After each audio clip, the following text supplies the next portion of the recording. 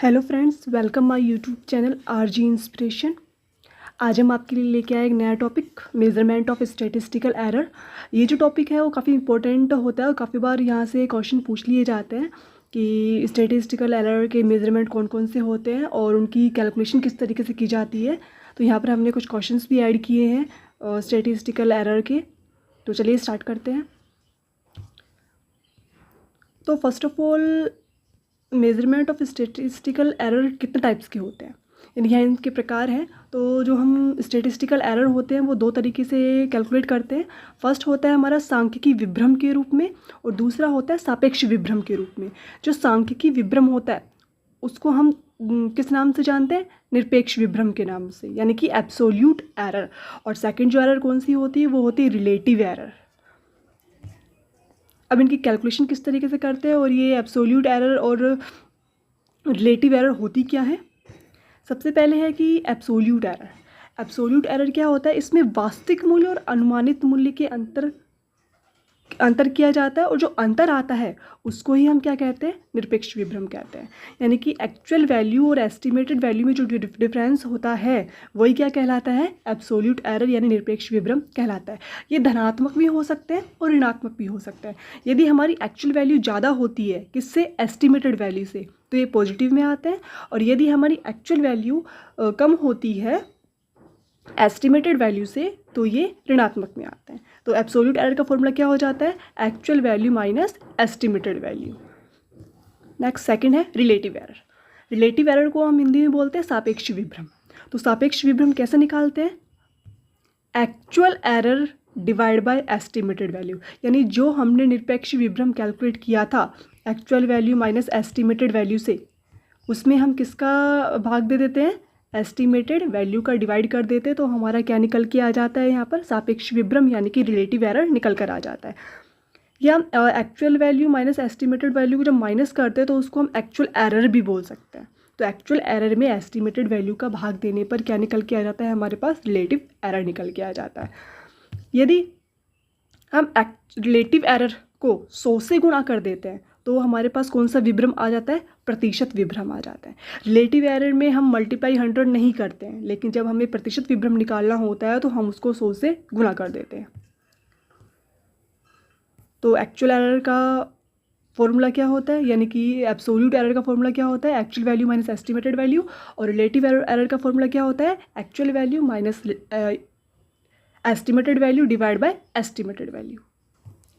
Next, अब आते हैं क्वेश्चंस पे कि इनके क्वेश्चंस किस तरीके होते हैं और कैसे क्वेश्चन पूछे जाते हैं एग्जाम्स के अंदर। तो फर्स्ट क्वेश्चन है कि an investigator reported the price of wheat. गेहूं का मूल्य यहाँ पर उसने रिपोर्ट कितना किया? 1250 पर क्विंटल। और एक्चुअल प्राइस कितना था गेहूं का? 1500 पर क्विंटल। तो हमें यह निकालना क्या है? यहाँ पर हमें एब्सोल्यूट एरर और रिलेटिव एरर निकालनी है। तो एब्सोल्यूट एरर का फॉर्मूला क्या होता है? इसको हम एक्चुअल एरर भी बोलते हैं। इसका फॉर्मूला क्या होता है? Actual value minus estimated value. यानी कि एक्चुअल वैल्यू कितनी है यहाँ पर? 1500 और एस्टिमेटेड वैल्यू कितनी है यहाँ पर? 1250। तो हमारी एक्चुअल एब्सोल्यूट एरर कितनी निकल कर आ गई है? 250। और रिलेटिव एरर कैसे निकालते हैं? रिलेटिव एरर निकालने के लिए किससे? 250 डिवाइड बाय 1250 करेंगे हम, तो 1 डिवाइड बाई 5 आएगा और इसका आंसर हमारी क्या आ जाएगा? 0.2। तो रिलेटिव एरर हमारी कितनी निकल जाएगी? 0.2। एंड जो एब्सोल्यूट एरर है वो हमारी कितनी निकली थी? 250। अगर हम इसको परसेंटेज एरर निकालते हैं तो परसेंटेज एरर के लिए हम क्या करेंगे? जो रिलेटिव एरर है हमारी, रिलेटिव एरर कितनी निकली थी? 0.2। इसको हम क्या कर देंगे परसेंटेज एरर निकालने के लिए? 100 से मल्टीप्लाई, यानी कि 20% क्या आ जाएगी? हमारी परसेंटेज एरर आ जाएगी। नेक्स्ट क्वेश्चन है, after surveying the two group. यहाँ पर दो ग्रुप दिए हुए हैं, एक ग्रुप है एक्स और एक ग्रुप है वाई। उसकी रियल वैल्यू यानी कि एक्चुअल वैल्यू दी हुई है 204 एंड एस्टिमेटेड वैल्यू दी गई है 200। और जो वाई ग्रुप है उसकी एस्टिमेटेड वैल्यू 1000 है और रियल वैल्यू यानी कि एक्चुअल वैल्यू जो है वो 1008 है। तो यहाँ पर हमें बताना है कि दोनों में से एरर सबसे ज़्यादा किसकी है। तो इसके लिए हमें दोनों चीज़ें निकालनी पड़ेगी, यानी कि हमें एब्सोल्यूट एरर भी निकालनी पड़ेगी और रिलेटिव एरर भी निकालनी पड़ेगी। तो ग्रुप एक्स के लिए क्या करेंगे हम, एब्सोल्यूट एरर निकालने के लिए फॉर्मूला क्या है, actual value minus estimated value, यानी कि 204 माइनस 200। तो एक्चुअल एरर यानी कि एब्सोल्यूट एरर कितना निकला हमारे यहाँ पर 4 निकला है। और इसकी रिलेटिव एरर निकालेंगे। अब रिलेटिव एरर के फॉर्मूला क्या होता है, actual error divide by estimated value. Actual error कितनी है यहाँ पर 4 और एस्टिमेटेड वैल्यू कितना है हमारे पास 200। 4 1 4, 4 5 20, 1 डिवाइड बाय 50, 1 डिवाइड बाय 50, तो यहाँ पे आंसर कितना आ जाएगा हमारे पास 0.02। तो जो एक्स ग्रुप है, एक्स ग्रुप की वैल्यू कितनी आई है 0.02। अब हम वाई ग्रुप का निकालते हैं। वाई ग्रुप के लिए एक्चुअल एरर यानी एक्चुअल वैल्यू 1008, एस्टिमेटेड वैल्यू 1000, तो एब्सोल्यूट एरर कितनी निकली है यहाँ पर 8। अब हम निकालेंगे इसकी रिलेटिव एरर, यानी कि इसका फॉर्मूला है absolute error divide by estimated value, 8 divide by 1000। तो 8 डिवाइड बाय 1000 कितना निकलेगा आंसर 0.008। तो एक्स ग्रुप है उसका रिलेटिव एरर हमारे पास कितने आया 0.02, और जो वाई है उसका रिलेटिव एरर कितना आया हमारे पास 0.008। तो इन दोनों में से एरर सबसे ज़्यादा बड़ी किसकी है। अगर आपको 0.02 और 0.008 में बड़ा कौन है वो पता नहीं चल पा रहा है, तो आप इसको परसेंटेज में कन्वर्ट कर सकते हैं। तो इसके लिए हम करते हैं एक्स और वाई दो ग्रुप लेते हैं। यहाँ पर एक एक्स है और एक वाई है। यहाँ इसकी जो एब्सोल्यूट एरर थी वो कितने निकली थी, एक्स की 4 निकली थी और वाई की 8 निकली थी। और रिलेटिव एरर हमारे पास एक्स की कितनी निकली थी 0.02। तो 0.02 को हम मल्टीप्लाई 100 करते हैं तो यहाँ पर आ जाएगा 2%। और वाई का जो रिलेटिव एरर था वो कितना निकला था 0.008। तो इसको अगर हम 100 से मल्टीप्लाई करते हैं तो हमारे पास आ जाता है 0.08%। तो अगर हम एब्सोल्यूट एरर की बात करें तो दोनों में एरर किसकी ज़्यादा है, वाई की ज़्यादा है। अगर हम रिलेटिव एरर की बात करें तो दोनों में से एरर किसकी ज़्यादा है, एक्स की ज़्यादा है।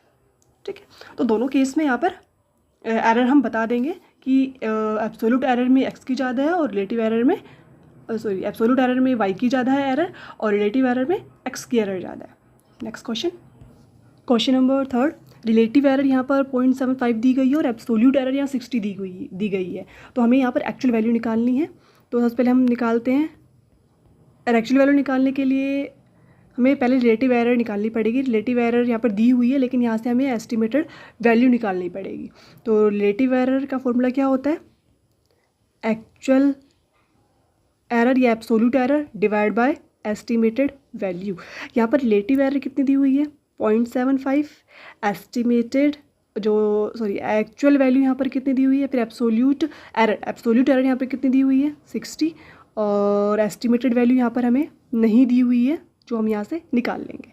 तो एस्टिमेटेड वैल्यू निकालने के लिए एस्टिमेटेड वैल्यू को हम इधर ट्रांसफ़र कर देंगे और 0.75 डिवाइड बाय 60 के डिवाइड बाय में आ जाएगा 0.75।